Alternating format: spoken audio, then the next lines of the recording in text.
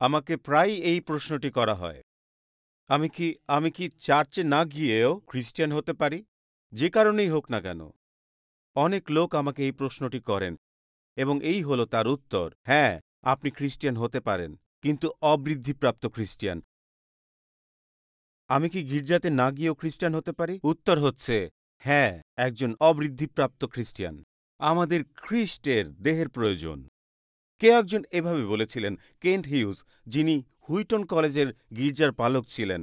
একেবারে প্রাথমিক স্তরে তিনি বলেছেন, খ্রিস্টিয়ান হওয়ার জন্য আপনাকে গির্জায় যেতে হবে না এবং বিয়ে করার জন্য আপনাকে বাড়িতে যেতে হবে না। কিন্তু উভয় ক্ষেত্রেই যদি তা করেন, তবে আপনার সম্পর্ক খুব খারাপ হতে চলেছে। এবং এটি খুবই গুরুত্বপূর্ণ, তাই আমি এই উক্তিটি ভালোবাসি। চার্লস স্পার্জিয়ন একজন মহান ব্যাপটিস্ট প্রচারক ১৯ শতকে মণ্ডলী সম্পর্কে প্রচার করেছিলেন এবং স্পার্জিয়ান এই শিরোনাম দিয়েছিলেন, মণ্ডলী জগতের আশা। এটি সত্যি বিশ্বাস করি। আমি সত্যি বিশ্বাস করি যে যিশু তার মিশন পূর্ণ করার জন্য তার মণ্ডলী ত্যাগ করেছিলেন। আমি হার্ভার্ড বিশ্ববিদ্যালয়ের নতুন প্রকাশিত একটি গবেষণা সম্পর্কে পড়ছিলাম।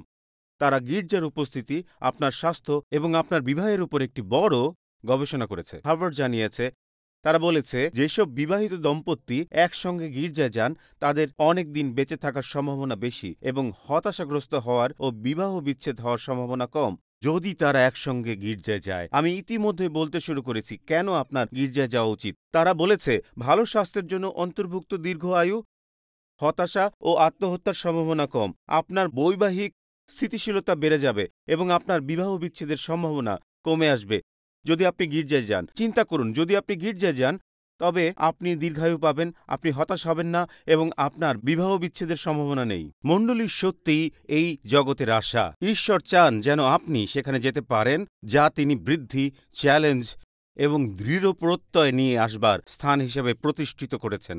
মহান শিক্ষক জস ম্যাকডোয়েল বলেছেন, যখন পরিত্রাণের কথা আসে তখন আমার শুধু প্রয়োজন যিশু, এবং পরিত্রাণের পরে প্রয়োজন যিশু এবং তার মণ্ডলী। শুনুন, তিনি বলেছেন, যখন লোকেরা প্রচার করে যে খ্রিস্টিয়ান হওয়ার পরে আপনার শুধু প্রয়োজন যিশুকে, তখন তারা আপনাকে আরোগ্যের অন্যতম শ্রেষ্ঠ উৎস থেকে বিচ্ছিন্ন করে দেয়, যা হলো খ্রিস্টের দেহ। এটি বোঝা আমাদের জন্য গুরুত্বপূর্ণ, কিন্তু খ্রিস্টের দেহের সম্পূর্ণ প্রভাব পাওয়ার জন্য আমাদের নিশ্চিত হওয়া প্রয়োজন যে আজকের দিনে মণ্ডলী কি। যখন আপনি মণ্ডলীকে এমন কিছু বানান যা এটি নয়, তখন আপনি এটিকে অকার্যকর করে তোলেন। আমি মাঝে মাঝে এমন লোককে পেয়েছি গির্জার পরিকল্পনাকারী যারা আমার কানে প্রবেশ করার চেষ্টা করে, এবং যখন মণ্ডলী সম্পর্কে একটি বড় বিষয় হলো, লোকেরা আমাকে বলে, তারা বলে যে তারা মাসে মাত্র ১.৮ বার তারা মণ্ডলীতে যায়। অর্থাৎ তারা এক রবিবারে গেলে অন্য রবিবারে যায় না, এই রবিবারে গেলে পরের রবিবারে যায় না। তাই এই কৌশলবিদরা আমাকে নানা পরামর্শ দিচ্ছিল সেই মাসে ১.৮ বার যাওয়া লোকদের জন্য। এইভাবে আপনি তাদের সাহায্য করুন। এবং হঠাৎ আমি বুঝতে পারলাম যে তারা ভুল বিষয় খুঁজে পেয়েছে। হয়তো আপনি ১.৮ বার যাওয়া লোকদের ঠিক করার চেষ্টা করছেন, যেখানে আসলে মণ্ডলীর সাহায্য প্রয়োজন। কারণ যদি আমরা সেই স্থান হই যেখানে খ্রিস্ট উপস্থিত, যেখানে রয়েছে আরোগ্য এবং স্বয়ং ঈশ্বর উপস্থিত, তবে আমি আপনাদের বলছি, লোকেরা আর ১.৮ বার আসবেন না। তখন লোকেরা আসবে স্বাধীনতা ও মুক্তি খুঁজতে, যা ঈশ্বর করতে সক্ষম, এবং তখন আপনি না চাইলে আপনাকে আসতে হবে না। এই কথা লোকদের বলার দরকার হবে না। দেখুন, যদি আমি গির্জায় যাই তবে আমি কম হতাশ হই, আমার বিবাহ শক্তিশালী হচ্ছে, আমি খুশি থাকি, জীবনে আনন্দ খুঁজে পাই। তবে আমি বলবো, সপ্তাহের প্রতিদিন দরজা খুলে দিন। আমি ঈশ্বরের ঘরে থাকতে চাই এবং আমি দেখতে চাই ঈশ্বর কি করেন। এই কারণে এটি এত গুরুত্বপূর্ণ। মণ্ডলীর কার্যক্রম নাটকীয়তায় চলে গেছে। লাইভ বোটের পরিবর্তে শোবোট চালাচ্ছে। ধার্মিকতার রূপ জীবন্ত অভিজ্ঞতার পরিবর্তে যেন অনুষ্ঠান মঞ্চস্থ করছে। কোনো শক্তি না। আমি চাই ঈশ্বরের শক্তি এসে মানুষকে মুক্তি দিক। আমি চাই ঈশ্বরের শক্তি আজ এখানে উপস্থিত হোক। আমি বলি, মণ্ডলী শুধু আমি এটি সরাসরি বলতে চাই। বন্ধুরা শুনুন, আমরা ইতিমধ্যে এ ও বি নিয়ে বলেছি এবং ইতিমধ্যে আমি সমস্যায় পড়েছি। ওকে, তাহলে আমার মাত্র 23টি অক্ষর বাকি আছে। সুতরাং যখন এটি শেষ হবে তখন দেখা যাক ঈশ্বর কি করেন। নম্বর 1, মণ্ডলী যা না, মণ্ডলী কোনো নাইট ক্লাব না। আমেন। এটি কোনো আরামদায়ক জায়গাকে বোঝায় না, ফলে খুব সহজেই আমরা সবাই এটিকে একটি বিকল্পে পরিণত করতে পারি। আমি বলতে চাচ্ছি এই যে মণ্ডলী জাগতিক জীবনযাপনের বিকল্প না, এটি আপনার আগের জীবনের বিকল্প না। মণ্ডলী এটার বিরোধী, সম্পূর্ণ বিরোধী। এটা সম্পূর্ণ বিপরীত। এটা এমন নয় যে আমরা এখানে যাই শুধু যেতে হয় বলে। আমরা এখানে যাই কারণ আমাদের যা প্রয়োজন তা আমরা এখানে পাই, কারণ ঈশ্বর আমাদের জীবন পরিবর্তন করেছেন। আমরা এমন লোকদের খুঁজছি যারা কৃতজ্ঞতায় আসবে ও বলবে, আমি এখানে আমার জন্য নয়, কিন্তু ঈশ্বরকে তার যোগ্য প্রশংসা ও আরাধনা দিতে আসি। মণ্ডলী নিখুঁত লোকদের খ্যাতির জায়গা নয়, যেখানে সবাই ভালো যোগ্যতা দেখাবে। আমাদের সবার সমস্যা রয়েছে। অনেকে বলে, আপনি বুঝতে পারছেন না, আমি একটি অকার্যকর পরিবার থেকে এসেছি। আমরা সবাই অকার্যকর। মণ্ডলী কোনো নাইট ক্লাব না, এটি নিখুঁত লোকদের খ্যাতির জায়গা না। আবার মণ্ডলী কোনো জাদুঘর নয়, যেখানে পূর্বে যা হতো তা নিয়ে আলাপ করা হয়। ঈশ্বর জীবন্ত, তার পুত্র আজ জীবিত এবং তিনি কিছু করার জন্য অপেক্ষা করছেন। মণ্ডলী একটি হাসপাতাল যেখানে লোকেরা সুস্থ হবে। মণ্ডলী একটি সেনানিবাস যেখানে আপনি যুদ্ধের জন্য প্রস্তুত হবেন। আমাদের শিক্ষা দেওয়ার জন্য মণ্ডলীর একটি বিদ্যালয় হওয়া দরকার। মণ্ডলীকে অন্ধকার বিশ্বে একটি বাতিঘর হতে হবে। মণ্ডলী এত বেশি যুগের ন্যায় হতে চেষ্টা করেছে যে আমরা অপ্রাসঙ্গিক হয়ে পড়েছি। ডেভিড উইলকারসন মণ্ডলী সম্পর্কে একটি ভাববাণী করেছিলেন। তিনি বলেছেন, পবিত্র আত্মা তাকে বলেছেন যে মণ্ডলী অন্ধকার সময়ে একটি বাতিঘর হয়ে উঠবে। লোকেরা এটির দিকে তাকাবে। আমি কৃতজ্ঞ যে আমি এমন একটি স্থানের অংশ হতে চাই যারা লোকদের খুশি করার চেষ্টা করে না। আমি শুধু সেই একজনকে গৌরবান্বিত করতে চাই। শুনুন, আমি এখানে যাই প্রচার করি, যদি আপনি বলেন হ্যাঁ এবং ঈশ্বর বলেন না, তবে আমি সমস্যায় পড়ব। কিন্তু যদি ঈশ্বর বলেন হ্যাঁ আর আপনি বলেন না, তবে আমি ঠিক করছি। আমি শুধু শুনতে চাই, বেশ করেছ, উত্তম ও বিশ্বস্ত দাস। মণ্ডলী সত্যিই জগতের আশা। একটি স্থানীয় সভায় আমি একজন পরিচর্যাকারীর কথা শুনছিলাম, যিনি বলছিলেন পর্যায়ক্রমে সেখানে তার একটি সংক্ষিপ্ত বিবৃতি দেওয়ার সুযোগ আসলো। সভাতে সবাই বলছিলেন যে তারা কে কি করেন। কেউ জানতেন না যে তিনি একটি মণ্ডলীর পালক। তাই তিনি তার প্রতিষ্ঠানের বিষয়ে একটু মজা করলেন। তিনি বললেন, আমি একটি গ্লোবাল এন্টারপ্রাইজে কাজ করি। পৃথিবীর প্রত্যেকটি দেশে আমাদের শাখা আছে। পৃথিবীর প্রায় প্রতিটি সংসদে ও বোর্ড রুমে আমাদের প্রতিনিধি রয়েছে। আমরা অনুপ্রেরণা ও আচরণ পরিবর্তনে কাজ করি। আমরা হাসপাতাল, ত্রাণ বিতরণ, প্রেগন্যান্সি সেন্টার, বিশ্ববিদ্যালয়, প্রকাশনা সংস্থা ও নার্সিংহোম চালাই। আমরা জন্ম থেকে মৃত্যু পর্যন্ত আমাদের গ্রাহকদের যত্ন নেই। আমরা জীবন বীমা এবং অগ্নি বীমাও করি। আমরা আধ্যাত্মিক হৃৎপিণ্ড প্রতিস্থাপন করি। আমাদের মূল সংগঠক পৃথিবীতে এই সমস্ত সম্পদের মালিক, পাশাপাশি মহাকাশ ও নক্ষত্রপুঞ্জেরও মালিক। তিনি সব জায়গায় আছেন, সবকিছু জানেন এবং চাওয়া মাত্র আমাদের পণ্য বিনামূল্যে দেন। আমাদের সিইও একটি গ্রামে জন্মগ্রহণ করেছিলেন, কাঠের মিস্ত্রি ছিলেন, কোনো বাড়ির মালিক ছিলেন না। তার পরিবার তাকে ভুল বুঝেছিল, তার শত্রুদের দ্বারা ঘৃণিত হয়েছিল, পানির উপর দিয়ে হেঁটেছিল, বিনা বিচারে মৃত্যুদণ্ডে দণ্ডিত হয়েছিল, মৃত্যু থেকে উঠেছিল। আমি প্রতিদিন তার সাথে কথা বলি। এটি যীশু খ্রিস্টের মণ্ডলী। আমি এই মণ্ডলীর অংশ হতে চাই। আমি প্রতিদিন তার সাথে কথা বলতে চাই। মণ্ডলী জগতের আশা। 4টি সুসমাচারে যীশু মাত্র 2 বার মণ্ডলী শব্দটি বলেছেন, মাত্র 2 বার, মথি 16 এবং 18 অধ্যায়ে, এবং উভয় সময়ে একটি লড়াইয়ের প্রসঙ্গ ছিল। শুনুন, তিনি বলেছিলেন যে 2টি জিনিস হতে যাচ্ছে এবং আমি বিশ্বাস করি 2টি জিনিস মানুষকে গির্জা থেকে দূরে রাখে। তা হল প্রতারণা এবং অপরাধ। যীশু বলেছিলেন যে একজন আসবে বাইরে থেকে এবং একজন ভিতর থেকে। শুনুন, মথি 16 অধ্যায়ে যীশু যে 2 বার মণ্ডলী শব্দটি ব্যবহার করেছেন, যে নরকের কোনো শক্তি তার উপর জয়লাভ করতে পারবে না। এবং মথি 18 অধ্যায়ে অপরাধ ছিল যখন মণ্ডলীতে হঠাৎ ভাইয়েরা একে অপরের বিরুদ্ধে কলহ শুরু করে। ঠিক এই জায়গায় আমরা এই বিষয়ে কিছুক্ষণ পরে কথা বলবো। তিনি বলেছেন যে আপনি দেখতে পাবেন হয়তো নরক বা বিশ্বাসীদের মধ্যে অভ্যন্তরীণ সংগ্রামের দরুন লোকদের মণ্ডলী থেকে দূরে রাখা হচ্ছে।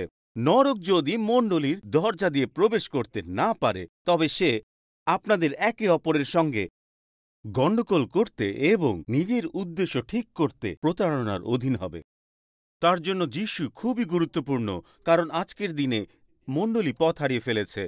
একটি মণ্ডলী অন্য একটি পথ হারিয়ে ফেলা মণ্ডলী সম্পর্কে পড়ছিল। আমি তাদের প্রশংসা করি। কারণ তারা সৎ হয়েছিল।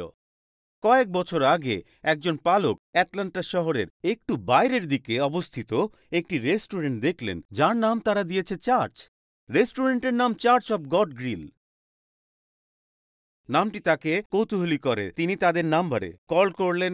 একজন কলের উত্তরে বললেন, হ্যালো, আমি চার্চ অব গড গ্রিল থেকে বলছি।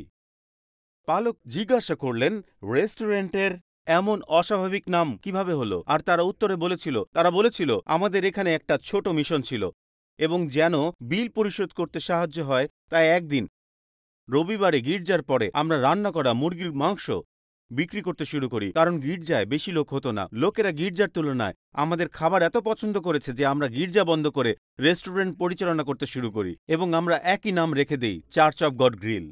এই গল্প সম্পর্কে আমি বলতে চাই, আপনি যদি বাতিঘর বা হাসপাতাল বা সেনানিবাস না হতে পারেন, তবে তারা যা বুঝিয়েছিল তা হলো আপনি ভালো মুরগির মাংস বিক্রি করুন। আমি চাই আপনি এটি বুঝুন। আমি তাদের সততার প্রশংসা করি, কারণ আপনি যদি ঈশ্বর যা চান তা করতে না চান, সেক্ষেত্রে তবে আমি বলতে চাই যে আসুন কাগজ থেকে চার্চ নামটি সরিয়ে ফেলি এবং ঈশ্বর আমাদের যা হতে বলেছেন তাই হই। আসুন হই। কারণ প্রশ্নটি হচ্ছে, মণ্ডলী কি? ঈশ্বর আমাদের কোন মণ্ডলী হতে বলেছেন? বাইবেলীয় দৃষ্টিকোণ থেকে আমাদের অবশ্যই বুঝতে হবে যে এটি কতটা গুরুত্বপূর্ণ। যখন সব বলা হয় এবং করা হয়, তখন আমি চাই না যে আমরা খাবার বিক্রিতে গুরুত্ব দিই। যে ঈশ্বরের বাক্য যা বলেছে, খ্রিস্টের দেহ মণ্ডলীর যা হওয়ার কথা, তা ব্যতীত আমাদের গুরুত্ব অন্য কিছু হোক। পরবর্তী কয়েক মুহূর্ত আমি দেহ, কোণে ও সেনাবাহিনী সম্পর্কে কথা বলতে চাই। দেহ, কোণে ও সেনাবাহিনী। আমি চাই ঈশ্বরের বাক্যই সংজ্ঞায়িত করুক যে মণ্ডলী আসলে কি। ঈশ্বরের বাক্য ছাড়া আর কেউ না। আমরা ইফিসীয় বই থেকে এটি দেখব এবং সেখানে আরও কিছু যুক্ত করব, কারণ ইফিসীয় মণ্ডলীকে খ্রিস্টের দেহ বলা হয়েছে। ইফিসীয় 1 এবং 1 করিন্থীয় 12 থেকে আমরা দেখব, কিন্তু মণ্ডলী আবার খ্রিস্টের কোণে।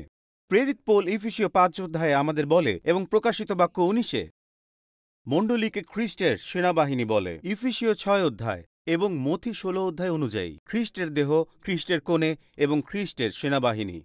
তাই আসুন আমরা পরবর্তী কিছু সময় এটির মধ্য দিয়ে যাই এবং প্রেরিত পৌল যা দেখিয়েছিলেন তা দেখতে শুরু করি, যা আমরা নিজেরা, যা আপনার এবং আমার হওয়ার কথা। যারা দেখছেন মাদাগাস্কার থেকে বা ঘানা থেকে, আপনি ফিলিপাইন বা হংকং বা তাইওয়ান থেকে দেখছেন, কিংবা রাশিয়া বা চায়না থেকে দেখছেন, আমি বিশ্বাস করতে চাই যে যীশু খ্রিস্টের মণ্ডলী মাত্র একটি বিল্ডিংয়ের চেয়ে বড়, একটি জিপ কোডের চেয়েও প্রশস্ত।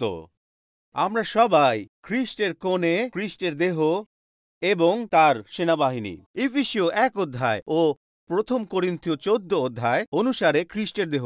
প্রেরিত পৌল বলেছেন, ঈশ্বর সবকিছু খ্রিস্টের পায়ের তলায় রেখেছেন এবং তাকে সবকিছুর অধিকার দিয়েছেন, আর তাকেই মণ্ডলীর মাথা হিসেবে নিযুক্ত করেছেন। আর আসলে এই মণ্ডলী হল খ্রিস্টেরই দেহ, যিনি সব দিক থেকে সবকিছু পূর্ণ করেন। সেই খ্রিস্টের পূর্ণতা হল এই মণ্ডলী। এটি বলে, যিনি অনুপ্রবেশ এবং সমস্ত কিছু পূরণ করতে শুরু করেন, আমরা তার পূর্ণতা হয়ে উঠি। খ্রিস্টের দেহ হওয়ার সাথে এর অর্থ কি? সহজ অর্থে, আপনি এবং আমি বিশ্বজুড়ে আমরা যিশুর হাত ও পা। আমরা দেহের সাথে মাথার সংযোজন, যেখানে খ্রিস্টের মন আমাদের যাওয়া আসাকে সেই সময়ে নিয়ন্ত্রণ করা শুরু করেন। শুনুন, এই কারণে মণ্ডলীতে একতা খুবই গুরুত্বপূর্ণ শব্দ খ্রিস্টের দেহ হিসেবে। দেহ স্বাধীনভাবে কার্যকর হতে পারে না। আপনি নিজে নিজে এটি করতে পারেন না। এইভাবে চিন্তা করুন, আপনি প্রস্তুত? একটি বিমান শতভাগ এমন সব যন্ত্রাংশের দ্বারা তৈরি যা স্বাধীনভাবে উড়তে পারে না। চিন্তা করুন, আপনারা কেউ কেউ আজকে বিমানে চড়ে যাবেন। চিন্তা করুন, বিমানের ওই চেয়ারগুলো যেগুলো আছে সেগুলো ওড়ে না, সেখানের কার্পেটগুলো ওড়ে না, কোনো কিছুই ওড়ে না। কিন্তু আশ্চর্যের বিষয় হচ্ছে, যখন এই সমস্ত একসাথে করা হয়, ইঞ্জিন একা একা উড়তে পারে না। কিন্তু যখন এটি অন্য সব কিছুর সাথে একসাথে করা হয়, তখন এটি কাজ করার উপযুক্ত হয়। 1,35,000 পাউন্ড পর্যন্ত আকাশে তুলতে পারে। কিন্তু যদি আপনি একটি চেয়ার এখানে আর একটি নাট সেখানে, একটা পাখা ওইখানে রাখেন, তবে কেউই কোথাও যেতে পারছে না। কিন্তু যখনই এই সমস্ত কিছু একসাথে হয়, দেখুন তখন ঈশ্বর কি করেন। যখন খ্রিস্টের দেহ একত্রিত হতে শুরু করে, তখন তার দেহের শক্তি অকল্পনীয়ভাবে কাজ করতে শুরু করে। প্রেরিত পৌল এই কথাই বলেছেন। যখন আমরা বিমানের অংশগুলো পৃথক করার চেষ্টা করি, প্রথম করিন্থীয় 12 অধ্যায়ে তিনি বলেছেন, একটি দেহের যেমন অনেকগুলো অংশ থাকে, আর সেই অংশগুলো যেমন সব মিলে একটিমাত্র দেহ হয়, খ্রিস্টও ঠিক সেই রকম। শুনুন তিনি কি বলছেন। আমরা জিহুদি কি অজিহুদি, দাস কি স্বাধীন, সকলেরই একই পবিত্র আত্মার দ্বারা একই দেহের মধ্যে বাপ্তিস্ম হয়েছে। আমরা সকলেই সেই একই পবিত্র আত্মাকে পেয়েছি। দেহ কেবল একটিমাত্র অংশ দিয়ে গড়া নয়, তা অনেক অংশ দিয়েই গড়া। ভালো করে শুনুন, আমাদের বুঝতে হবে। আপনি বলতে পারেন না আমি ঈশ্বরকে ভালোবাসি কিন্তু মণ্ডলীকে ভালোবাসি না। আপনি এটি বলতে পারেন না। কেন? কারণ যা যিশু ভালোবাসেন তা আপনাকেও ভালোবাসতে হবে। যিশু তার দেহকে ভালোবাসেন, তার মণ্ডলীকে ভালোবাসেন। দেখুন, আমি এভাবে ব্যাখ্যা করি। আমার সম্পর্কে আপনি আমার দেহের মাধ্যমে জানতে পারেন আমি কথা বলছি কিনা, আমি কোথায় যাচ্ছি, আমি কিভাবে নিজেকে পরিচালনা করি। আমার সম্পর্কে আপনি আমার দেহের মাধ্যমে জানতে পারেন। দেখুন, দেহ তার ব্যক্তিকে প্রকাশ করে এবং মজার বিষয় হচ্ছে যিশু চেয়েছেন যেন মণ্ডলী এই মিশন পূরণ করে। জগৎ কিভাবে যিশুকে জানবে? তার দেহের মাধ্যমে। এখানে থাকা প্রত্যেকেই এটি ব্যবহার করে। তাই যে কোনো জায়গা বা মণ্ডলীর জন্য বিপজ্জনক হল সেই ব্যক্তিকে গৌরবান্বিত করার কথা, তার বদলে কোনো অংশকে গৌরবান্বিত করা। আমাদের লক্ষ্য উচ্চ হওয়া না, কিন্তু আমরা এটা করি। আমরা এই ধরনের সঙ্গীতের জন্য পরিচিত, আমরা এই ধরনের প্রচারের জন্য পরিচিত, আমরা এই অবস্থানে থাকার জন্য পরিচিত, আমরা এই জায়গায় মিলিত হওয়ার জন্য পরিচিত, আমরা আমাদের কয়ের দলের জন্য পরিচিত, আমরা আমাদের ডিনোমিনেশনের নামের জন্য পরিচিত। বন্ধুরা, যদি আপনি চান মণ্ডলী কখনো উড়বে না, তবে এটিকে এটির অংশের জন্য পরিচিত করুন, যীশু খ্রিস্টের জন্য নয়। কারণ এটি যীশু খ্রিস্ট, কারণ এটি যীশু যিনি এই সমস্ত অংশগুলিকে একত্রিত করে। দেখুন, শরীরের নিজস্ব উদ্দেশ্য থাকতে পারে না। মস্তক হলেন সেই ব্যক্তি যিনি আমাদেরকে তাকে জানতে ও পরিচিত করতে শেখান। কার্যকর হওয়ার জন্য দেহকে অবশ্যই একসাথে কাজ করতে হবে। তাই যখন একটি অংশ, গায়ক দল বা প্রচার কাজ যাই হোক না কেন, যদি তার নিজস্ব উদ্দেশ্য ঠিক করে, তখন বিপজ্জনক কিছু ঘটতে শুরু করে। ভালো করে শুনুন। যদি সমস্ত দেহ চোখ হতো, তবে শুনবার শক্তি কোথায় থাকত? আর যদি সমস্ত দেহটাই কান হতো, তবে শুকবার শক্তি কোথায় থাকত? ঈশ্বর যেমনভাবে চেয়েছেন দেহের অংশগুলোকে এক এক করে দেহের মধ্যে বসিয়েছেন। যদি সব অংশগুলো একই রকম হতো, দেহ কোথায় থাকত? অংশ অনেক বটে, কিন্তু দেহ একটি। চোখ কখনো হাতকে বলতে পারে না যে তোমাকে আমার দরকার নেই, আবার মাথাও বলতে পারে না যে তোমাকে আমার দরকার নেই। ঈশ্বর আমাদের দিয়ে যা করতে চান তা করার জন্য আমাদের একে অপরকে প্রয়োজন।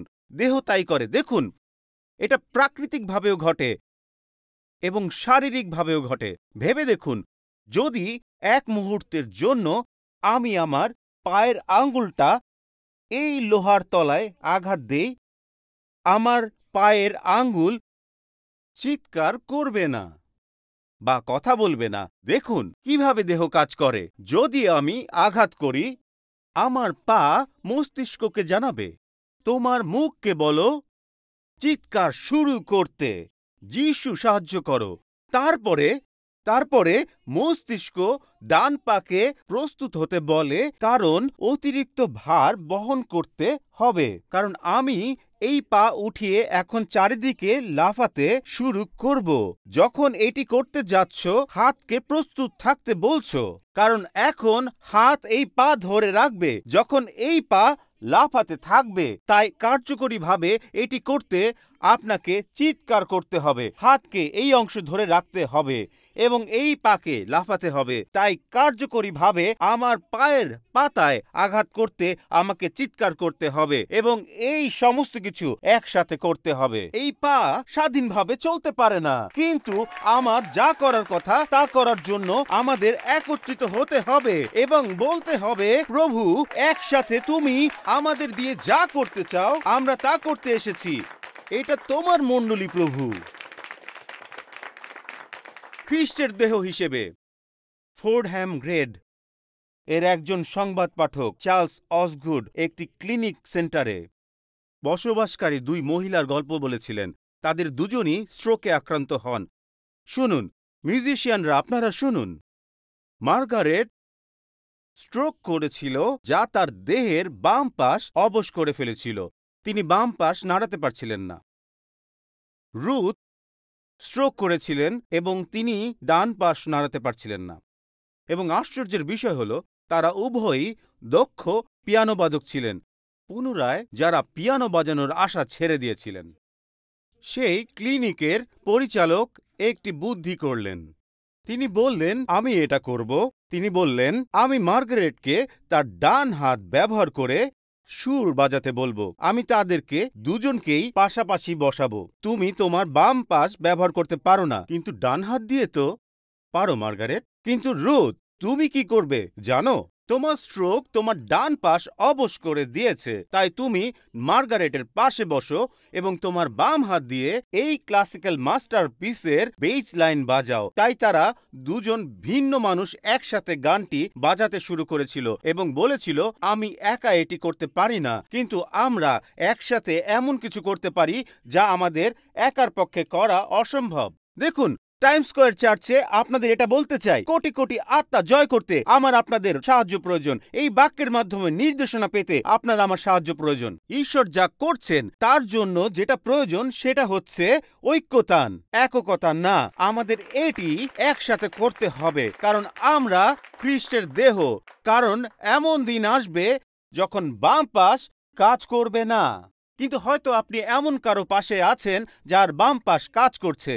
তিনি বলবেন, হয়তো আজকে আপনি পারছেন না, কিন্তু আমি পারছি। এবং যেহেতু আমরা খ্রিস্টের দেহ, তাই আমরা পড়ে গেলে একে অন্যকে উঠাতে পারি। কারো ঠান্ডা লাগলে তাকে গরম করতে পারি। আমি আপনাকে বলছি, আমি খুশি, যেমনটা পুরনো সেই গানে বলে, ঈশ্বরের পরিবারের অংশ হও। মণ্ডলী খ্রিস্টের কোণে। ইফিসীয় 5 এবং প্রকাশিত বাক্য 21 আমাদের এই বলে। এখন শুনুন, 40 বছরেরও বেশি পরিচর্যার জীবনে আমি অনেক বৈবাহিক কাউন্সেলিং করেছি। কেন? কারণ যখন 2 জন সম্পূর্ণ ভিন্ন মানুষ একসঙ্গে একই ঘরে বাস করে, তখন তারা পরস্পরকে পরিবর্তনের চেষ্টা করেন। গত 40 বছরে অনেক কাউন্সেলিং করেছি। বৈবাহিক জীবনে আমার বোকার মতো একটি কাজের ঘটনা বলি। সিন্ডি আর আমি বিয়ে করেছি। এই ঘটনাটি নিয়ে আমরা আজও হাসাহাসি করি। যখনই আমরা সেই বিমানবন্দর বা সেই রেস্টুরেন্টটি দেখি, তখন মনে করি আর আমরা হাসি। 1 বছরেরও কম সময় হয়েছে আমাদের বিয়ে হয়েছিল। আমরা পিটসবার্গ বিমানবন্দরের সাবারোস পিৎজা দোকানে গেলাম এবং বিয়ের 10 মাস পরে আমাদের বিয়েতে তার ভুলগুলি আমি তাকে বলতে চেয়েছিলাম। কিন্তু আমি একজন পালক, আমি এটা করতে পারি না। তাই আমি একটা বুদ্ধি করি। আমি নম্রতায় জিজ্ঞাসা করব, সিন্ডি, যখন আমরা এখানে আছি, বলো আমি কিভাবে আরো ভালো স্বামী হতে পারি? আমার কি পরিবর্তন করা প্রয়োজন? আমি ভেবেছি, যদি আমি তাকে এই প্রশ্ন করি, তবে তার শেষ হলে সেও আমাকে একই প্রশ্ন করবে। ভালো কিছু পেতে সে কি করতে পারে? আমরা পিটসবার্গ এয়ারপোর্টে বসে আছি। আমি বললাম আমি কি করতে পারি, এবং তার কাছে পুরো একটা তালিকা ছিল। তোমাকে এইটা করতে হবে, ওইটা করতে হবে, এইটা করতে হবে। এবং যখন তার শেষ হলো, সে পিৎজা খেতে থাকলো। সে কখনোই আমাকে জিজ্ঞাসা করেনি যে এই কারণে ঈশ্বর মঙ্গলময়। কারণ আমি নিজেকে পরিবর্তন করতে ইচ্ছুক ছিলাম না। আমি তাকে পরিবর্তন করতে চেয়েছিলাম। এই কারণেই এবং এই জন্যই আমার কাছে এটা আশ্চর্যজনক যে ঈশ্বর তার এবং তার মণ্ডলীর মধ্যে যে সম্পর্ক, সেই সম্পর্ককে বিবাহ বলেছেন। শুনুন এখানে কি বলা আছে। ইফিসীয় 5 অধ্যায়ে তিনি যা বলেছেন, তোমরা যারা স্বামী, খ্রিস্ট যেমন মণ্ডলীকে ভালোবেসেছিলেন, এবং তার জন্য নিজেকে দান করেছিলেন, ঠিক তেমনি তোমরাও স্ত্রীকে ভালোবাসো। খ্রিস্টের উদ্দেশ্য হলো যেন তিনি মণ্ডলীকে পবিত্র করার জন্য বাক্যের মধ্য দিয়ে জলে ধুয়ে মহিমাপূর্ণ অবস্থায় উপস্থিত করতে পারেন। সেই সময় মণ্ডলীতে কোনো কলঙ্ক থাকবে না, পবিত্র ও নিখুঁত হবে। প্রথমে যেখানে বলেছে স্বামীরা তোমাদের স্ত্রীদের ভালোবেসো যেভাবে যিশু আমাদের ভালোবেসেছে, কিছু মুহূর্তের জন্য স্ক্রিনে দেখুন। প্রতি রাতে সিন্ডি এবং আমি যখন ঘুমাতে যাই তখন আমি এই কথাগুলো প্রার্থনা করি। আমরা প্রার্থনা করি, কেউ কেউ এই পদের দ্বিতীয় অংশটি ভুলে যায়, আমিও ভুলে যাই। প্রতি রাতে ঘুমানোর আগে আমি সবসময় প্রার্থনায় বলি, প্রভু আমাকে আমার স্ত্রীকে ভালোবাসতে সাহায্য করো যেভাবে খ্রিস্ট মণ্ডলীকে ভালোবাসে। এবং সে সবসময় বলবে প্রতি রাতে এবং আপনি তাকে জিজ্ঞাসা করতে পারেন। সত্যি, সে হয়তো এখন অনলাইনে দেখছে, আমি আপনাকে জানাচ্ছি। সে বলবে এবং, আর তারপরে আমি বলি তার জন্য জীবন উৎসর্গ করেছি।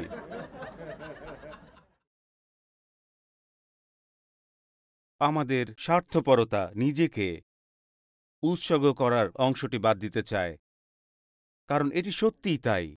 এখানে উপস্থিত পুরুষদের জন্য আমি বলতে চাই, মহিলাদের জোরে আমেন বলা উচিত। আমি বলতে চাই, কারণ স্বামীর দিক থেকে বিয়ে অনেকটা যিশুর মতো ক্রুশে বিদ্ধ হওয়ার মতো। কারণ এই পদে পুরুষদের একটি ক্রুশ দেখানো হয়েছে, সিংহাসন নয়। কারণ কেউ কেউ কর্তৃত্বের সিংহাসন খুঁজছেন এবং যিশু বলেছেন যে এটি পাওয়া যায় প্রতিদিন নিজেকে অস্বীকার করার মাধ্যমে। তাই এইটি শুধু আমি তোমাকে ভালোবাসি চাই যেভাবে খ্রিস্ট মণ্ডলীকে ভালোবাসেন, কিন্তু এবং নিজেকে উৎসর্গ করেছেন। ঈশ্বর তার লোকদের সাথে তার সম্পর্ককে বর এবং কনে হিসাবে বর্ণনা করতে বেছে নিয়েছেন। দেখুন, তার লোকদের সাথে বর এবং কনে, যিশু হলেন সেই বর এবং মণ্ডলী তার কনে। কিন্তু একমাত্র পার্থক্য হল, যখন স্বামী স্ত্রী কাউন্সিলিংয়ে যান তখন সমস্ত সমস্যা থাকে স্ত্রীর। আপনাকে এটি বুঝতে হবে। দেখুন, যদি যিশু এবং মণ্ডলী কাউন্সিলিংয়ে যায়, বরের সমস্যা নাই, কিন্তু মণ্ডলীর অনেক উন্নতি প্রয়োজন আছে। দেখুন, আমোস বলেছেন, দুইজন একমত না হয়ে কি একসাথে হাঁটতে পারে? মণ্ডলীকে খ্রিস্টের সঙ্গে একতায় হাঁটার জন্য খ্রিস্টের সঙ্গে একমত হতে হবে। খ্রিস্ট আপনার সাথে একমত হবেন না, আমাদের জীবনের সাথে যিশু মানিয়ে নেবেন না। এটা ভয়ঙ্কর একটা বিষয় এবং এটিই কিন্তু হচ্ছে সমস্যা। হলো যদি আমরা এই বাক্য পছন্দ না করি, যদি আমরা বর যিশু যা বলেছেন তা পছন্দ না করি, তবে আমাদের মরার জন্য একটি ক্রুশ দেওয়া হবে, ক্রুশবিদ্ধকরণ। শুনুন, আমি সব বিবাহিত দম্পতিদের সাহায্য করতে চাই এবং এটি মণ্ডলীর জন্য উপযুক্ত। 40 বছরের বৈবাহিক কাউন্সেলিংয়ের পরে এটি লেখার জন্য প্রস্তুত হন। দাম্পত্যের সমস্যার প্রধান তিনটি প্রধান বিষয়। 1 নম্বর স্বার্থপরতা, 2 নম্বর স্বার্থপরতা, 3 নম্বর, ঠিক ধরেছেন, স্বার্থপরতা। এটা হলো মানুষের নিজস্ব উদ্দেশ্য। এটা খ্রিস্টের কোণের জন্য একই। কল্পনা করুন যদি যিশু কোণে বৈবাহিক কাউন্সিলিংয়ে এসেছে, কারণ সমস্যাটা যিশুর না, কোণের স্বার্থপরতা। কিছু লোক মণ্ডলী নিয়ে এত হতাশ যে তারা মণ্ডলী ত্যাগ করতে চায় এই কারণে, কি কারণ? ওই লোকদের সাথে আমার কোনো মিল নেই। ঠিক আছে, কিন্তু সমস্যা হচ্ছে, কিন্তু ঈশ্বরের কাছে এবং মণ্ডলী ঈশ্বরের, আপনার না। যদি আপনার মণ্ডলী নয়, এটি তার মণ্ডলী। তিনি আগে থেকে এমন লোকদের নির্বাচন করেন না যারা একসাথে থাকতে পারে এবং সবার সাথে একই বিষয় উপভোগ করে। প্রথমত, কেনই বা তারা পরিত্রাণ পেয়েছে? আর যাই হোক, এটা তো মণ্ডলী। আপনি এখন যার পাশে আছেন, আপনি যদি তার অতীত জানতেন, তাহলে আরাধনার সময় আপনি এক চোখ বন্ধ এবং এক চোখ খোলা রেখে আরাধনা করতেন।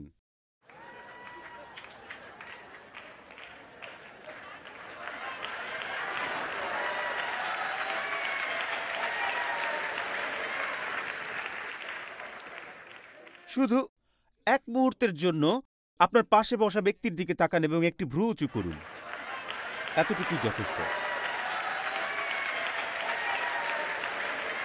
ঈশ্বরকে ধন্যবাদ যে তারা এখানে আছে। এটাই তাদের জন্য সেরা জায়গা। আপনি জানেন না তারা কি করত। যে লোকদের সাথে আপনার পছন্দের মিল রয়েছে, যদি আপনি তাদের উপর ভিত্তি করে মণ্ডলী বাছাই করেন, তবে আপনি মণ্ডলী চান না, আপনি ক্লাব চান। আপনি শুধু জমজমাট আড্ডা এবং বিশেষ সুযোগ সুবিধা চান। কিন্তু যদি আপনি চরম জঘন্য পাপীদের দিয়ে পূর্ণ একটি জায়গা চান, তবে আজই যীশু খ্রিস্টের মণ্ডলীতে আপনাকে স্বাগতম। ঈশ্বরের গৃহে আপনাকে স্বাগতম। আজ এটি আমাদের মধ্যে মিল রয়েছে। শুনুন, মণ্ডলী প্রাকৃতিকভাবেই একই পছন্দের লোকদের দ্বারা গঠিত, কোনো সমাবেশ নয়। আমরা একটি অতি প্রাকৃত সমাবেশ যারা আজ যীশু খ্রিস্টের অনুগ্রহে মুক্ত। এটাই আমাদের পরিচয়। এখন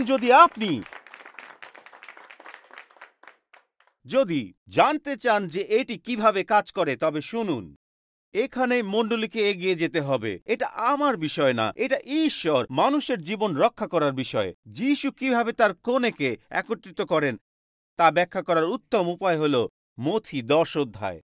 এটি ব্যাখ্যা করার জন্য প্রথমেই আমাকে দুইটি দলের এবং নতুন নিয়মের একটি ছোট ইতিহাস বলতে হবে।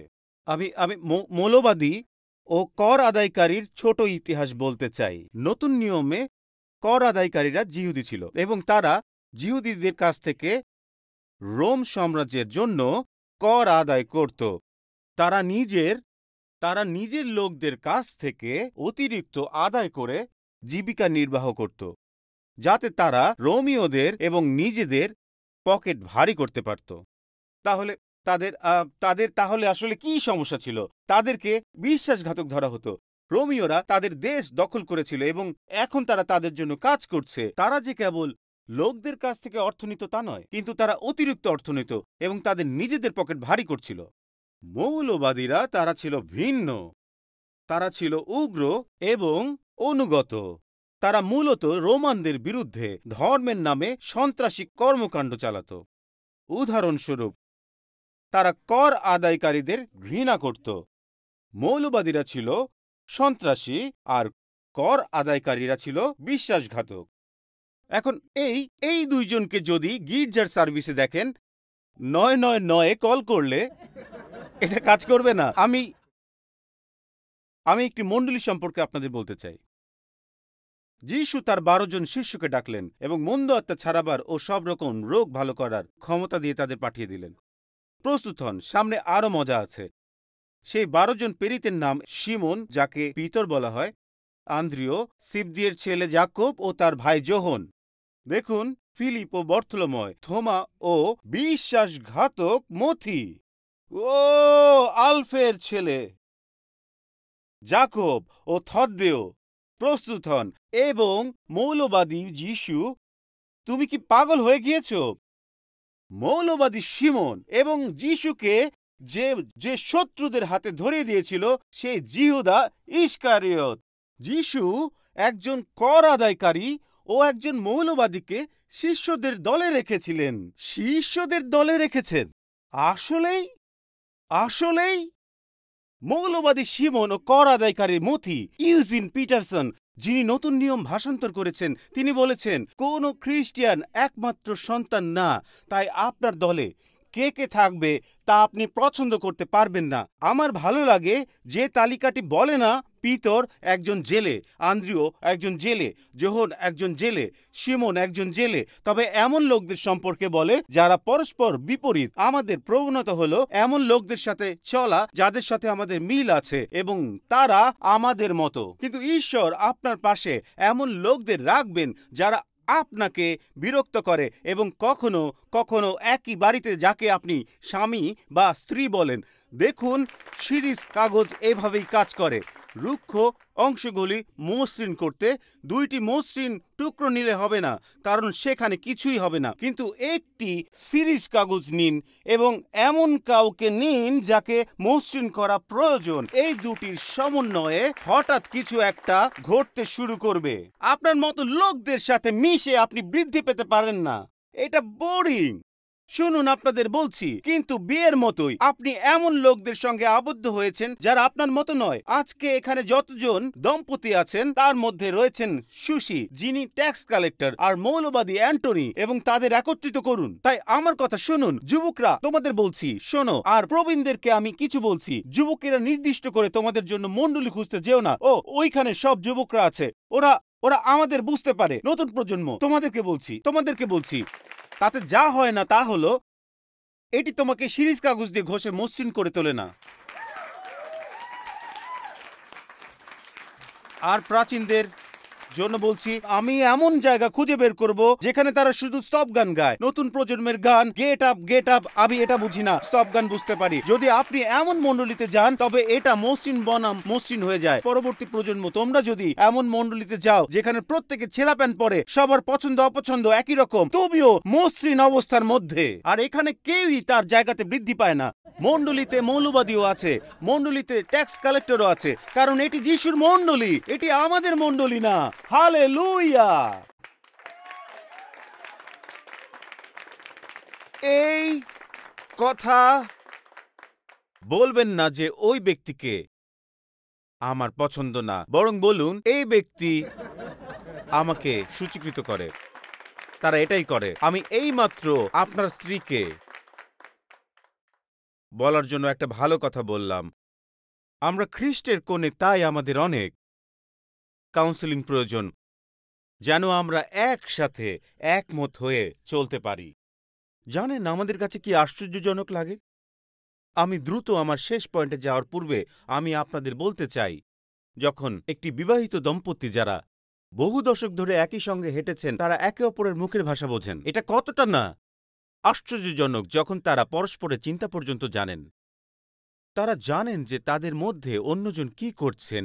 এটি একমাত্র হতে পেরেছে কারণ তারা একই সঙ্গে ঐক্যে হাঁটছেন। কিছু একটা আছে, তারা একে অপরের সকল প্রয়োজনও বোঝেন। ঠিক এমনটাই মণ্ডলীর ক্ষেত্রে ঘটে, কারণ আমরা খ্রিস্টের কোণে। আমরা শিখতে শুরু করে যে তিনি কিভাবে কথা বলেন, কিভাবে যিশু চিন্তা করেন, সেভাবে আমরাও চিন্তা করা শিখতে শুরু করি। শুনুন, এটা শুনুন, কোণে সম্বন্ধে বাইবেলের সমস্ত নতুন নিয়মে এটি সবচেয়ে শক্তিশালী একটি বাইবেল পদ, বিশেষ করে প্রকাশিত বাক্য 22 অধ্যায় 17 পদ কি বলে শুনুন। এখানে বলছে যে পবিত্র আত্মা এবং কোণে বলছেন কি? পবিত্র আত্মা, খেয়াল করুন, পবিত্র আত্মা এবং কোণে বলছেন যে মণ্ডলী এবং স্বর্গ, অর্থাৎ আমি বলতে চাই, স্ক্রিনে পদটি আবার দিন, ধন্যবাদ। মণ্ডলী এবং স্বর্গ শুধুমাত্র তখনই একই সময় একই বিষয়ে কথা বলে, কেবলমাত্র যখন আমরা সঠিক সম্পর্কে থাকি।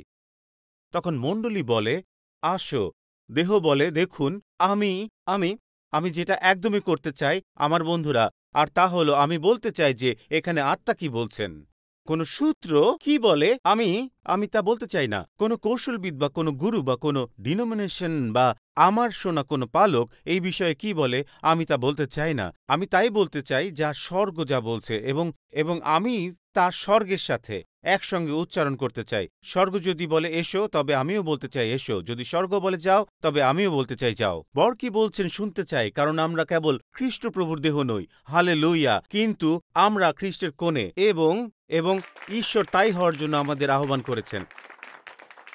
আমি এই বলে শেষ করতে চাই, মণ্ডলী শুধু খ্রিস্টের দেহ নয়, মণ্ডলী হিসেবে আমরা শুধু খ্রিস্টের কোণে নই, মণ্ডলী খ্রিস্টের সৈন্যদলও, তার সৈন্যদল। ইফিসীয় 6 অধ্যায়, ইফিসীয় 1 অধ্যায়, আমরা খ্রিস্ট যিশুর পরিপূর্ণতার দেহস্বরূপ, আমরা খ্রিস্টের কোণে। ইফিসীয় 5 অধ্যায় অনুসারে আমাদের খ্রিস্টের মতো ভালোবাসতে হবে। স্বামীর যেভাবে স্ত্রীকে ভালোবাসার কথা, কারণ এই একইভাবে যীশু খ্রিস্ট তার মণ্ডলীকে ভালোবেসেছেন, কারণ আমরা তার সেনাবাহিনী। ইফিসীয় 6 তাই বলে। আসলে পৌল এখানে যা বলছেন, ইফিসীয় 5 অধ্যায়ে যে কোণের কথা বলা হয়েছে তাকে ইফিসীয় 6 এসে যুদ্ধের পোশাক পরতে হবে। সুতরাং যেই মুহূর্তে আপনি খ্রিস্টের সঙ্গে বিবাহ বন্ধনে আবদ্ধ হবেন, তখন আপনার তার বিয়ের পোশাক পরে থাকার সময় নেই। দ্রুততার সহিত আপনাকে সেই যুদ্ধের পোশাক পরে ফেলতে হবে। ফেসবুকে পোস্ট করার জন্য আমার কিছু ছবি তুলে দাও, এই মেয়ে, এই মুহূর্তে তুমি সেই যুদ্ধের পোশাক পরো। আপনি কেবলমাত্র ছবি তোলার জন্য 3 ন্যানোসেকেন্ড এর মতো সময় পেতে পারেন, এবং তারপর সঙ্গে সঙ্গে আপনাকে যুদ্ধের পোশাক পরতে হবে, কারণ এটি একটি লড়াই। প্রকাশিত বাক্য পড়তে পড়তে আমি একজন পালকের সম্পর্কে পড়ছিলাম, যিনি ছিলেন ২য় শতাব্দীতে এবং তাকে তার গির্জার যাজকীয় পোশাকের পরিবর্তে যুদ্ধের পোশাক পরতে হয়েছিল। মণ্ডলীটি ছিল স্মুর্না অঞ্চলে। এই সেই একই মণ্ডলী যার সম্পর্কে প্রকাশক যোহন কথা বলেছিল। পালকের নাম ছিল পলিকার্প, যিনি যাজকীয় পোশাক খুলে যুদ্ধের পোশাক পরতে বাধ্য হয়েছিলেন। সেই একই সময়ে সমস্ত মণ্ডলী চরম নির্যাতনের মধ্যে দিয়ে যাচ্ছিল। এটি ছিল ১৫৬ খ্রিস্টাব্দের সময়, যখন টাইবেরিয়াস সম্রাট ছিলেন, এবং তারা সেই মণ্ডলীকে এই কথা বলতো এটি ছিল খুবই সন্ত্রাসবাদী এবং এটি ছিল একদম খ্রিস্ট বিরোধী, আর তারা তাদেরকে এই কথা বলতো। এবং আমি অবশ্যই ব্যাখ্যা করব যে কেন রোমীয় ১০ অধ্যায় ৯ পদ ও ১০ পদ গুরুত্বপূর্ণ। এবং সবসময় সমস্যা হতো যিশুকে প্রভু বলে স্বীকার করতে গিয়ে সম্রাট টাইবেরিয়াস তার রাজ্যের সমস্ত মানুষদেরকে তাদেরকে মূর্তির উদ্দেশ্যে ধূপ জ্বালাতে বলতো এবং তাদেরকে এই কথা বলতো যে সিজার প্রভু। কুরিওস, সেই সময় তারা এটাই করত। যখন প্রেরিত পৌল রোমীয় পুস্তক তার ১০ অধ্যায় বলেছিলেন, যদি তুমি তাকে প্রভু বলে স্বীকার করো, আমি প্রভু যিশুর কর্তৃত্ব ব্যতীত অন্য সমস্ত কর্তৃত্ব অস্বীকার করি। পালক পলিকার্প তা করতে চাননি, এবং তারা বলছে অনেক মণ্ডলীয় বিশ্বাসীরা সেখানে যেতেন। দেখুন, বছরে মাত্র একবার। আমরা তো শুধু এটা মুখে বলি, আমরা আসলে এটা মন থেকে বলি না। বছরে তো মাত্র একবার, বছরে তো আরও ৩৬৪ দিন আছে। তারা এমনটাই বলতো। তো তারা পলিকার্পকে একই কথা স্বীকার করতে সুযোগ দেয়, কিন্তু সে তা করতে অসম্মতি জানায়, আর এই কারণে তারা তাকে মৃত্যুদণ্ড দেয়। তবে তার শক্তিশালী মণ্ডলীর কারণে তিনি শাস্তি মওকুফের সুযোগ পেয়েছিলেন। শুনুন পলিকার্প কি বলেছিলেন। ৮৬ বছর ধরে আমি তার সেবা করে আসছি। তিনি আমার প্রতি কখনো অন্যায় করেননি। আমার রাজা আমাকে রক্ষা করেছেন, মুক্ত করেছেন। আমি কিভাবে তার নামের নিন্দা করি? তখন তারা তাকে জনসভার মাঝখানে নিয়ে আসলো, আগুনে পুড়িয়ে মারতে, একদম আগুনে, কারণ তিনি একটুর জন্য আপোস করবেন না। আর আপনি এমন একজন মানুষের বিরুদ্ধে যেতে চলেছেন যিনি ইতিমধ্যে যুদ্ধ পোশাক পরেছেন। তাকে দেখতে কোনো পালকের মতো লাগেনি, তার গায়ে যুদ্ধের পোশাক। ইফিসীয় ৬ অধ্যায়ের যুদ্ধ পোশাক ছিল। তারা যখন আগুন জ্বালানোর জন্য প্রস্তুত হচ্ছিল, তখন গির্জার একজন কর্মকর্তা উঠে দাঁড়িয়ে পলিকার্পকে বললেন, পলিকার্প, আমাদের মণ্ডলীর সৈন্যদল ও বিজয়ী দল থেকে আমরা তোমাকে বহিষ্কার করি। তারপর পলিকার্প উঠে দাঁড়িয়ে তার হাত উঠিয়ে বললেন, ঊর্ধ্বে মাথা তুলে বললেন, হয়তো মণ্ডলীর সৈন্যদল থেকে, কিন্তু কখনোই মণ্ডলীর বিজয়ী দল থেকে না। ঈশ্বরের এই সৈন্যদল চিরকালের জন্য বিজয়ী। আপনি এই সৈন্যদলের অংশ। মণ্ডলী এখানে যুদ্ধের জন্য প্রশিক্ষিত। আমরা তার যুদ্ধের পোশাক পরিহিত কোণে, ঠিক পলিকার্পের মতো সর্বদা জনসাধারণের দ্বারা সংস্কৃতির বাইরে বিবেচিত হব। এই হলো আমাদের চ্যালেঞ্জ। চার্চ মিস করবেন না, এটা খুবই গুরুত্বপূর্ণ। এই লেখা আপনাদের পড়ে শোনাতে চাই। মণ্ডলীকে যুদ্ধের জন্য প্রশিক্ষিত করা হয়েছে। ভালো করে শুনুন। এবং যদি আপনি যুদ্ধ না করেন, আমার কথা শোনো, যদি আমরা শত্রুর বিরুদ্ধে লড়াই না করি, তবে আমরা একে অপরের বিরুদ্ধে লড়াই করতে শুরু করব। এটাই মথি ১৬ অধ্যায় এবং ১৮ অধ্যায়ে যিশু বোঝাতে চেয়েছেন। আপনি বুঝতে পারছেন যে মণ্ডলীকে যুদ্ধের জন্য প্রশিক্ষিত করা হয়েছে। আমরা যদি শত্রুর সাথে লড়াই না করি, তখন একে অন্যের সাথে করি, জানেন তখন আমরা কেমন হয়ে পড়ি? সেটা আপনাদের বলছি। আপনি কি কখনো যুদ্ধের লড়াইয়ের আগে প্রশিক্ষিত সৈন্যদের দেখেছেন? যখন ছুটি পায় তখন কি করে? তারা নিজেরা মারামারি করে। তারা নিজেদের মধ্যে লড়াই শুরু করে। কেন? কারণ তারা শত্রুদের সাথে লড়াই করতে প্রশিক্ষিত। আর যদি তারা শত্রুদের সাথে লড়াই না করে, তখন তারা নিজেদের ভিতরেই মারামারি করে। তারা সুযোগ খোঁজে, তারা তখন যুদ্ধ করতে চায়। তাই যখন আমরা পাপের বিরুদ্ধে লড়াই করি না, স্বার্থপরতার বিরুদ্ধে লড়াই করি না, এবং যুগের মন্দ আত্মাদের বিরুদ্ধে লড়াই করি না, এবং আমরা লালসার বিরুদ্ধে লড়াই করি না, এবং আমরা সেই শিকলগুলোর বিরুদ্ধে লড়াই করি না যা আমাদের বেঁধে রাখতে চায়, আর তখনই আমরা নিজেরাই লড়াই করি। আমরা করি কারণ আমরা প্রশিক্ষিত হয়েছি। আমরা শুধুমাত্র বিয়ের পোশাকে কোণে নয়, আমরা হলাম অস্ত্রসহ কোণে।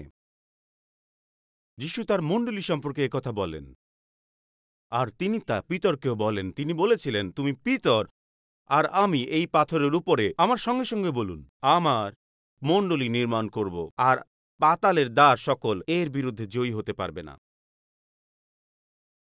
আপনি জানেন এই লাইনটি সবসময় আমাকে আকর্ষণ করত, ভাবাতো, কারণ আমি মনে করি আমি এটি সঠিকভাবে পড়িনি। নরকের কোনো শক্তি তার উপরে জয়লাভ করতে পারবে না, কারণ এটি এরকম প্রায় যখন আপনি এক মুহূর্তের জন্য একটু চিন্তা করুন, কারণ নরক আক্রমণ করছে না।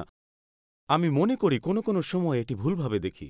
এর অর্থ এই নয় যে নরকের আক্রমণের বিরুদ্ধে মণ্ডলী অপরাজেয়, বরং মণ্ডলী সবসময় অদম্য। কখনো আমি বলছি যখন মণ্ডলী আক্রমণ করে, আচ্ছা ব্যাখ্যা করে বলছি, আসলে যিশু যা বলেছিলেন, তিনি আসলে আমাদেরকে এই কথা বলেছিলেন যে মণ্ডলী একটি আক্রমণকারী শক্তি। এটি এরকম নয় যে নরক মণ্ডলীর বিরুদ্ধে আসছে, কিন্তু আসলে মণ্ডলী নরকের বিরুদ্ধে যাচ্ছে। চিন্তাটা এরকম নয় যে নরক মণ্ডলীকে আক্রমণ করবে, যদিও তা করে থাকে, কিন্তু চিন্তাটি এরকম যে মণ্ডলী নরককে আক্রমণ করবে, এবং যখন মণ্ডলী নরককে আক্রমণ করবে তখন নরকের দরজা সকল তার সামনে একেবারে আত্মসমর্পণ করবে। তিনি আসলে বলেছিলেন, যখন নরকের দরজাগুলি শক্তভাবে দাঁড়ায় এবং বলে তুমি এখানে প্রবেশ করতে পারবে না, দরজা লড়াই করে না, এটি সুরক্ষা করে। নরকের দরজা সকল, এখানে আমি আপনাকে বলছি, নরকের দরজা সকল কোনোভাবে ঈশ্বরের সেনাবাহিনীকে নরকের আস্তানায় প্রবেশ করা থেকে বিরত রাখতে পারে না। তিনি এমন একটি মণ্ডলীর কথা বলেছিলেন যেই মণ্ডলী নরকের আস্তানায় প্রবেশ করে লড়াই করছে, যেখানে মানুষকে বন্দিত্বের মধ্যে রাখা হয়েছে। এটি ঠিক একটি শহরের চিত্র যার ভিতরে লোকেরা বন্দী হয়ে আছে, এবং এর শক্তিশালী দরজাগুলো সবসময় সেই বন্দীদের মুক্তি হওয়া থেকে বিরত রাখছে। এবং তিনি আসলে তাদের যা বলছিলেন যে এটি একটি সেই মণ্ডলী চিত্র যা নরকের আস্তানার কাছাকাছি এগিয়ে যাচ্ছে, এবং কোনো দরজা তাদের থামাতে পারছে না। তারা সেখানে সমস্ত দরজা ভেঙে ভিতরে প্রবেশ করে জিজ্ঞাসা করছে যে যদি এখানে কেউ থেকে থাকেন যিনি দাসত্বের শিকলে বন্দী আছেন, তবে আপনি যীশু খ্রিস্টের শক্তির দ্বারা সম্পূর্ণ মুক্ত হতে পারেন। এখানে এই বিষয় নিয়ে কথা বলা হয়েছে। মহান ধারাভাষ্যকার উইলিয়াম বার্কলে একবার এভাবে বলেছিলেন, তিনি বলেছেন, আর কখনো এমন কোনো সময় ছিল না যখন খ্রিস্টান হওয়া এত কঠিন ছিল, এবং আর কখনোই এরকম কোনো সময় ছিল না যখন খ্রিস্টান হওয়ার প্রয়োজনীয়তা এর চেয়ে বেশি ছিল না। একজন বিশ্বাসী হওয়া এত বেশি কঠিন ছিল না। এখন বলছি যে এখনই সবচেয়ে বেশি প্রয়োজন খ্রিস্টের দেহ, খ্রিস্টের কোণে ও খ্রিস্টের সৈন্যদল হওয়ার। আর আজ আমাদের সবার জন্য এটি চ্যালেঞ্জ। আপনি জানেন, এই কারণেই শত্রু আসতে চায়। আমার মা বাবা যখন তারা মেডিসন স্কোয়ার গার্ডেনের উপরে গ্ল্যাড টাইডিং সমাবেশে যেতেন, তখন সেই সময়কার কথা বলতেন যখন সেখানে বিশ্বাসের মানুষও নিরাময়কারীরা আসতেন।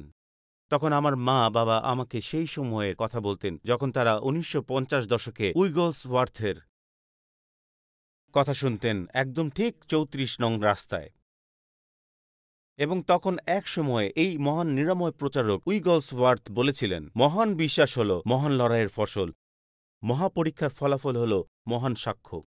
মহৎ বিজয় কেবলমাত্র মহৎ পরীক্ষা থেকেই বেরিয়ে আসতে পারে, যার অর্থ মণ্ডলীর বলার মতো একটি দারুণ সাক্ষ্য রয়েছে, কারণ আমরা কিছু দারুণ যুদ্ধের মধ্যে দিয়ে গিয়েছি এবং প্রভু যীশু খ্রিস্টের তার মধ্য দিয়ে প্রতিবার অসাধারণ বিজয় অর্জন করেছি। আপনি কিভাবে এই যুদ্ধে লড়াই করবেন? এখানে আমরা শেষ করব। তোমরা পিছনে কিছু হালকা মিউজিক বাজাতে পারো, ঈশ্বরের সৈন্যদলের মিউজিক।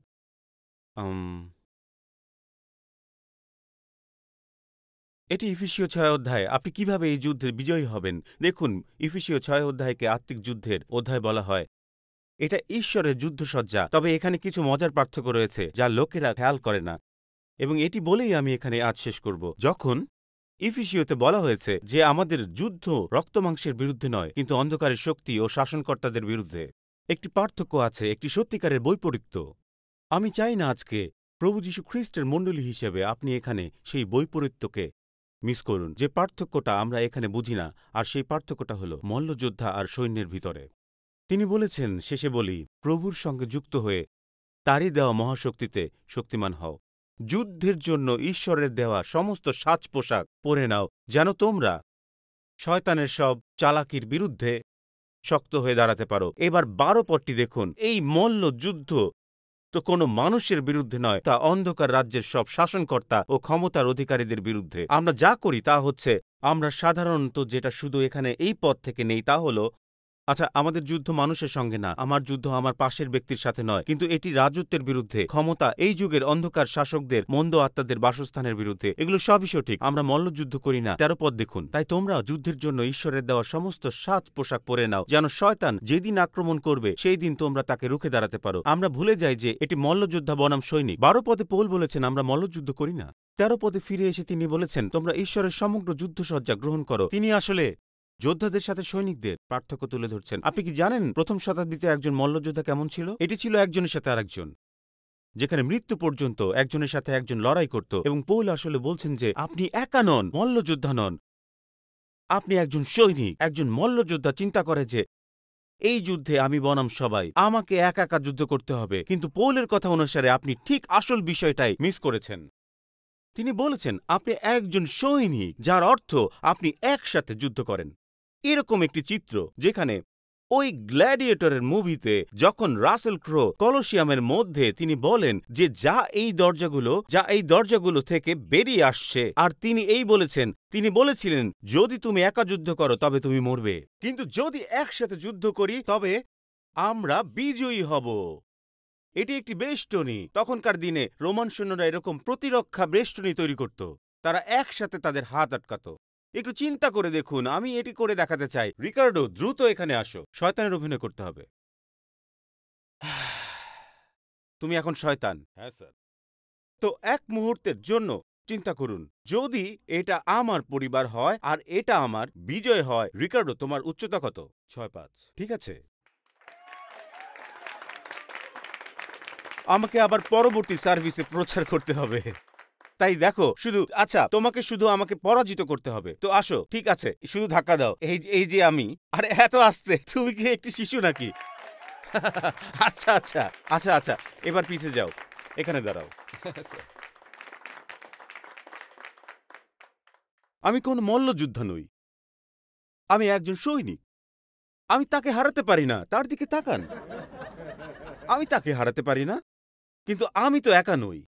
আমি যদি আমি একা যুদ্ধ করি আমি হেরে যাই, কিন্তু আমরা একটি সৈন্য দল। জন, এদিকে আসো। ডেরন, এবং এদের দিকে একটু তাকান। এরা মিউজিশিয়ান, এরা এত শক্তিশালী নয়। একটু তাকান এদের দিকে। এই যে, এদিকে আসো। আমি কোনো মল্লযোদ্ধা নই, আমরা সৈনিক। আমরা বেষ্টনী তৈরি করি, আর এখন তুমি এগিয়ে এসে ধাক্কা দাও। এটাই হলো পার্থক্য। আমরা ঈশ্বরের সৈন্যদল। আমার সাথে দাঁড়াও, আসো, আমরা ঈশ্বরের সৈন্যদল। হালেলুয়া! আমি আজকে এই সময় বলতে চাই, আমি শুধু মণ্ডলীতে যাই না, আমি খ্রিস্টের কোণে। আমি শুধুমাত্র একটি মণ্ডলীতে যাই না, আমি খ্রিস্টের দেহ, আমি খ্রিস্টের কোণে, এবং আজকে আমি ঈশ্বরের সৈন্যদলের একটি অংশ। ঈশ্বর তিনি এর জন্য আমাকে আহ্বান করেছেন, যেন আমরা দেখি যে মণ্ডলী অপেক্ষা সবকিছু ক্ষুদ্র। আমি কোনো ক্লাব চাই না, আমি একটি সৈন্যদলের অংশ হতে চাই। আমি কোনো ক্লাব চাই না, আমি সেই দলের একটি অংশ হতে চাই যে দলে মৌলবাদী ও ট্যাক্স কালেক্টররা প্রভু যীশু খ্রিস্টের শক্তিতে পরিবর্তিত হয়। আমি সেই জায়গার একটি অংশ হতে চাই যে জায়গা বলে নরকের কোনো শক্তি আমাদের উপর জয়লাভ করতে পারবে না। আমি সেই স্থানের একটি অংশ হতে চাই যারা বলে নরক তুমি মণ্ডলীকে নিয়ে প্রতারণা করছো। আমার মণ্ডলীর এই বেষ্টনী আমাকে একদম কাঁপিয়ে তুলছে। আমি মণ্ডলীর সেই বিজয়ের অংশ হতে চাই। আমি সেই মণ্ডলীর অংশ হতে চাই যারা নিয়মিত নিচের দিকে নয়, কিন্তু ঈশ্বরের অনুগ্রহে প্রতিনিয়ত ঊর্ধ্বের দিকে চলছে, এবং যেই মণ্ডলী সেই দিকে এগিয়ে যেতে সক্ষম।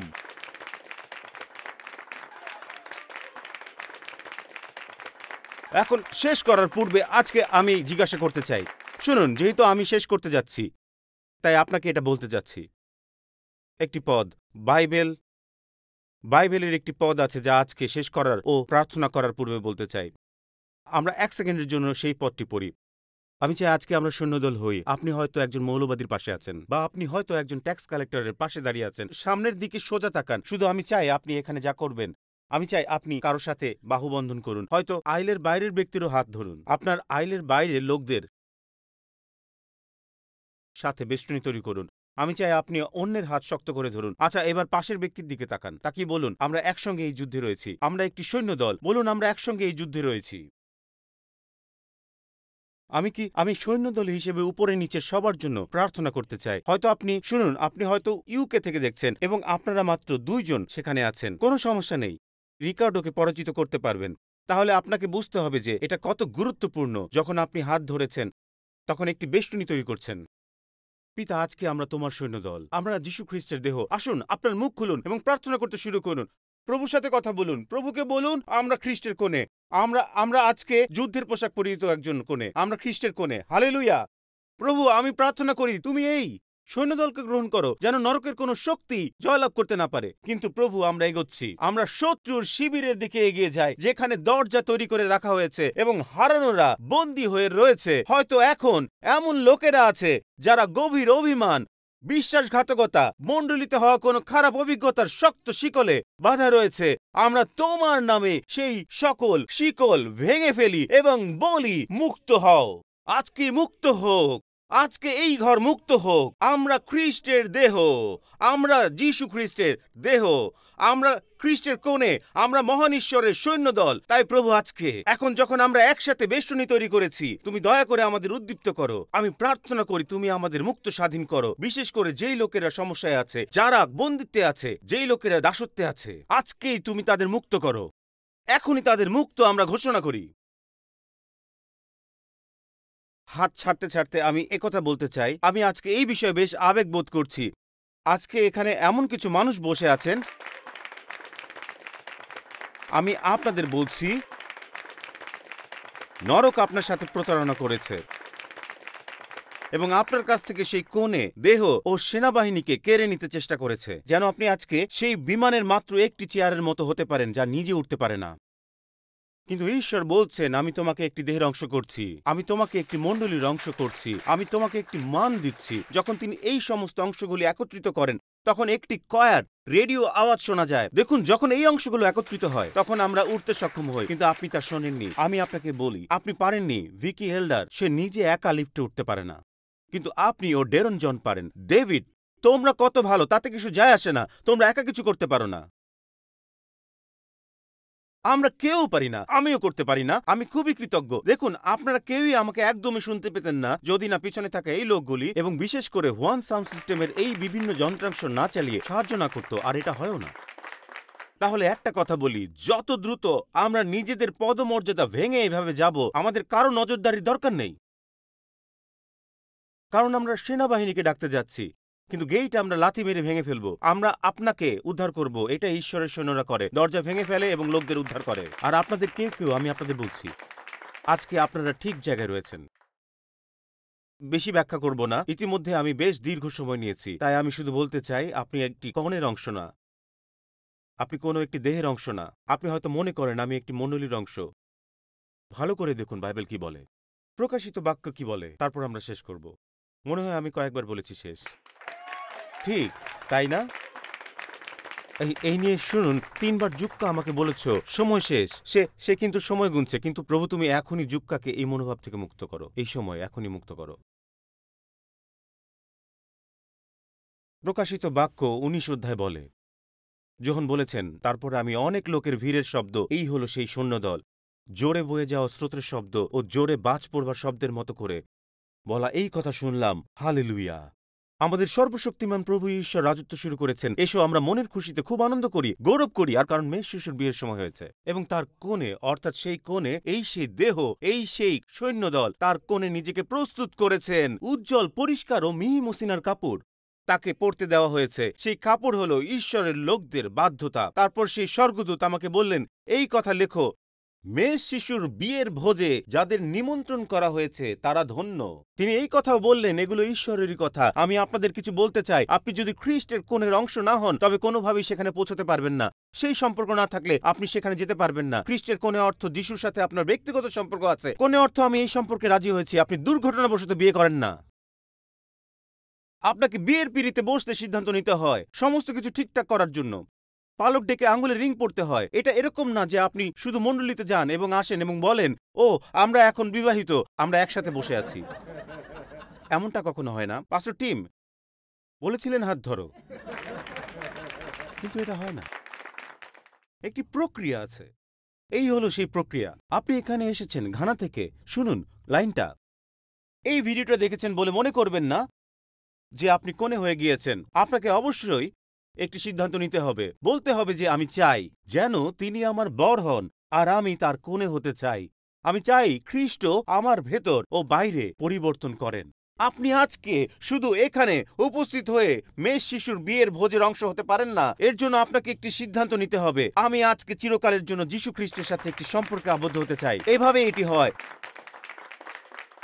সবাই শুনুন, প্রত্যেককে দৃষ্টি দিন। এখানে উপরে, হলের বাইরে, যেখানে আপনি থাকেন না কেন, এটা 205 নং রুম বা প্রধান রুম 201, যেখানেই হোক, আপনি আজ যেখান থেকেই দেখছেন, সমস্ত দেশ থেকে, নিউ ইয়র্ক শহর, আপনারা সবাই এখানে আছেন। এবং আপনারা যদি বলেন, পাস্টর টিম, আমি প্রতি সপ্তাহে মনোলিতে যাই, আমি একটি ডিনোমিনেশনে আছি, কিন্তু আমি কখনোই খ্রিস্টের কোণে হইনি, আর তাই আজকে আমি খ্রিস্টের সঙ্গে একটি সম্পর্কে আবদ্ধ হতে চাই। আমি চাই যেন ঈশ্বর আমার ভেতর ও বাইরে পরিবর্তন করেন। যিশু আমার বর হন, আমি তার কোণে হতে চাই। আমি তার সাথে একটি সম্পর্ক চাই। আমি এমন কোনো ব্যক্তি হতে চাই না যে প্রতি সপ্তাহে শুধু গির্জায়, মসজিদে, সিনাগগে যায়। আমি নিশ্চিত হতে চাই যে আমি তার সাথে একটি সম্পর্কে আবদ্ধ আছি, কারণ তিনি শুধুমাত্র তার কনেকেই বিয়ের ভোজে নিমন্ত্রণ করেন।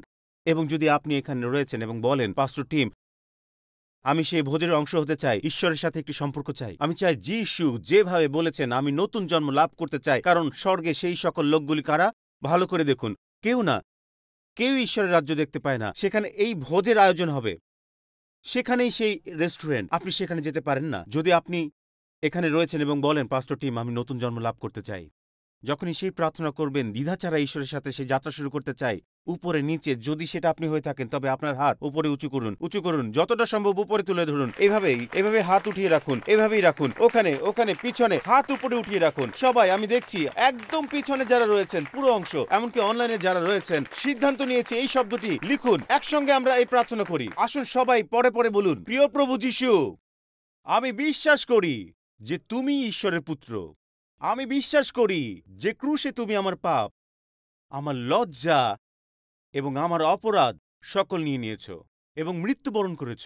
তুমি আমার জন্য নরকের শাস্তি সহ্য করেছ, যেন আমাকে সেখানে যেতে না হয়। তুমি মৃত্যু থেকে জীবিত হয়েছ, যেন আমি স্বর্গে যেতে পারি, এই পৃথিবীতে একটি উদ্দেশ্য পাই এবং পিতার সাথে একটি সম্পর্ক পেতে পারি। আজকে প্রভু যিশু, আমি আমার পাপ হতে ফিরে নতুন জন্ম লাভ করেছি।